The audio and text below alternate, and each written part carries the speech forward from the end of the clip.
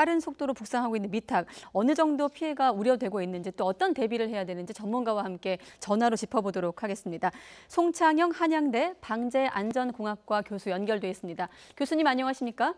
네, 안녕하십니까? 네, 지금 저희가 태풍 미탁에 대해서 취재 기자와 함께 분석을 하고 있는데, 자, 이번 태풍 중심 기압이 985 헥토파스칼, 또 중심 부근 최대 풍속이 초속 27m입니다.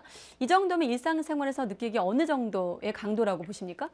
글쎄, 일단 980 헥토파스칼이라고 하지 않습니까? 예. 이게 이제 굉장히 큰 규모인데, 우리 쉽게 설명해서 2002년 태풍 루사가 중심 기압이 950 헥토파스칼이었거든요. 예. 당시에 엄청난 그 피해를 많이 줬죠. 특히 강원도 강릉에서는 870.5mm 일일 강우량이 엄청나게 해서 당시에 저희들이 1년간 평균 강우량이 대한민국이 1200에서 1300mm였거든요. 그러니까 1200에서 1300mm가 1월에서 12월 달까지 평균 전체 가보는 게 그 정도인데 하루에 870.5mm니까 거의 1년치 올 비가 하루에 왔다라고 볼 수가 있는 거죠.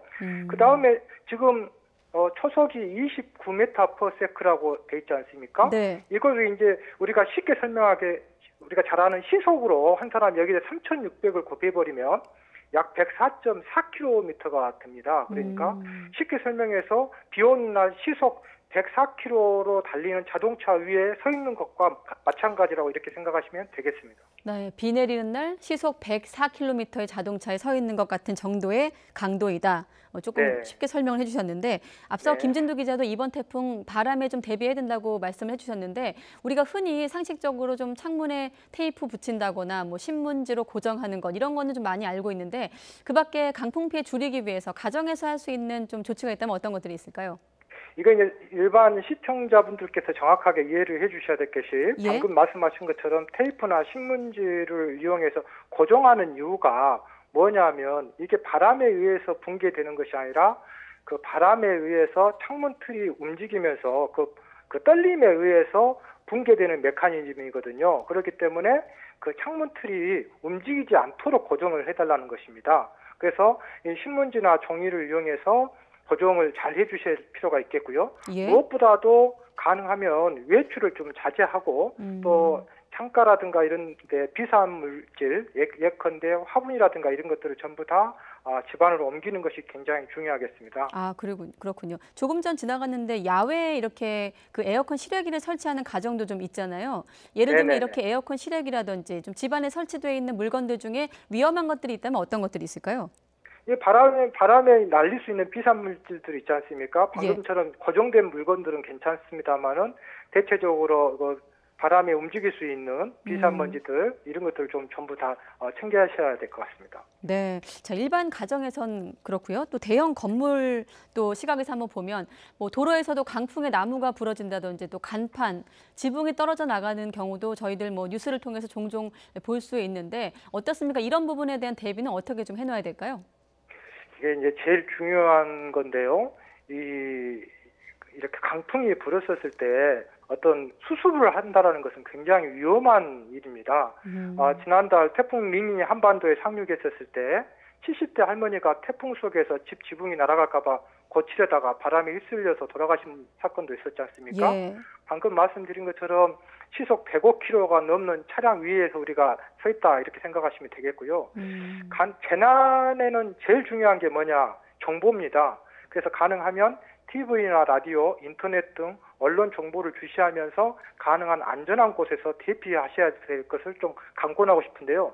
조금 외국을 좀 예를 들어보면 최근에 미국 같은 경우는 대형 허리케인이 발생했었을 때 자그마치 약 500만에서 600만 명의 시민들을 강제 대피령을 내린 경우도 있거든요. 최근에.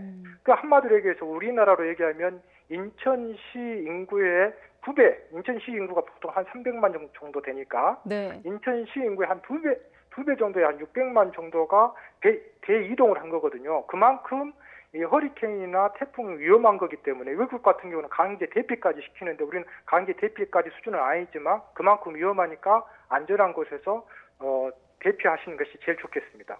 특히나 이번 같은 경우는 일반 태풍하고 좀 틀리게 네. 재난 취약 시간에 이 태풍이 지나가고 있지 않습니까? 그러니까 한밤중에 이 태풍이 지나가기 때문에 훨씬 더 우리가 방제 공학적으로 위험합니다. 왜냐하면 피해 정도라든가 이런 것도 인명 피해라든가 이런 것들을 우리가 확인할 수가 없지 않습니까? 네. 그렇기 때문에 특히 상간이라든가 독거 노인 여러분들 이런 분들은 좀 안전한 곳에 대피를 좀 해주셨으면 좋겠습니다. 밤에 오는 태풍이기 때문에 좀 더 유의를 해야 된다.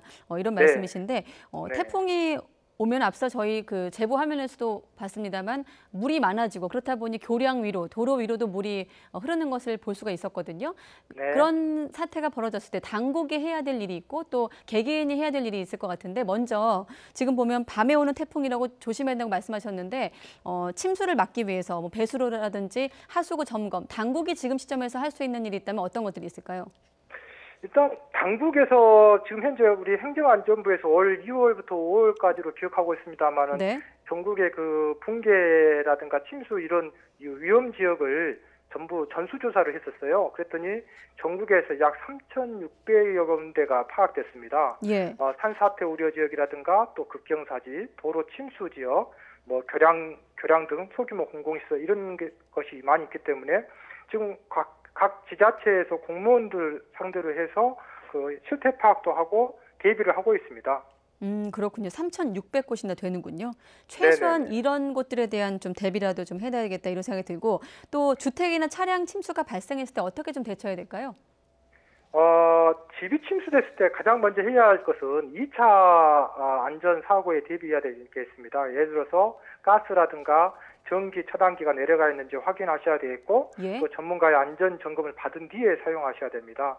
그다음에 또 차량이 침수되었을 때는 반드시 전문가의 도움을 받아서 시동 이후에 작동 상태를 점검한 뒤에 운행해 주시기 바랍니다.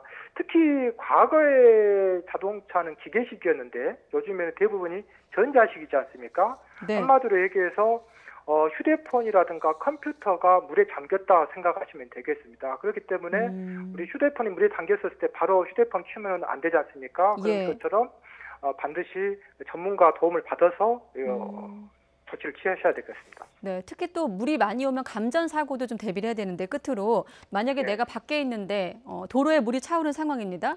신호등이나 어떤 가로등 근처에 가는 걸 자제해야 될까요? 이런 부분들도 좀 끝으로 설명해 주시죠.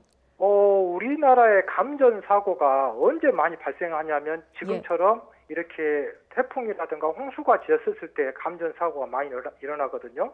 과거 기억하실런가 모르겠습니다만 2001년도 7월에 수도권 일대 집중호우가 발생했었을 때 19명이 가로등과 신호등 침수로 인한 감전 사고 때문에 사망한 사례가 있거든요. 그렇군요. 그렇기 때문에 반드시 이런 것을 피하셔야 되겠습니다. 네, 일단 피하는 게 상책인 거란 말씀이시죠? 네. 네, 알겠습니다. 송창영 교수님과 함께 좀 호우, 강풍에 대비 어떻게 해야 될지 좀 알아봤습니다. 오늘 고맙습니다, 교수님. 네, 감사합니다. 네.